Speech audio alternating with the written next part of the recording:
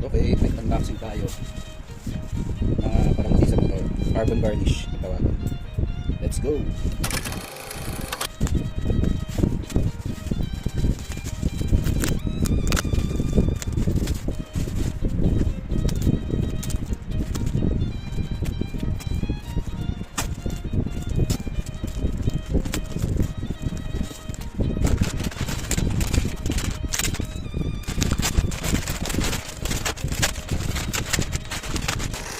Ito yung ano natin, binili natin ang carbon varnish pang Honda Click 160. Ito yung front top cover. Check natin natin. Yan, front top cover. I-abang na din siya para sa late. Sama natin.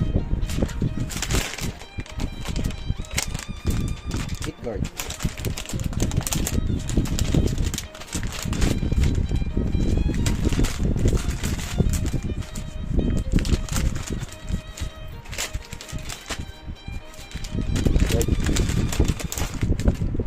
Pang Click 160, pwede din siya sa PCX 160. Yan.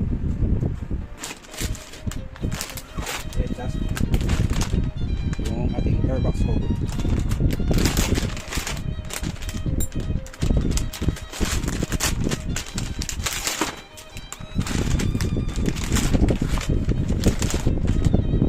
Yan. Airbox cover pang Honda Click 160.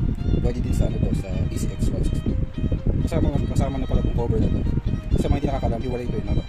Kasi meron ito, isang buo. Ito nakamold. Pero ito, naihiwalay, may mga tornilyo pa yan. Same na same sa stock. Problema lang sa stock, meron siyang dito parang duct na cover ba dito. Ayan, wala na siya.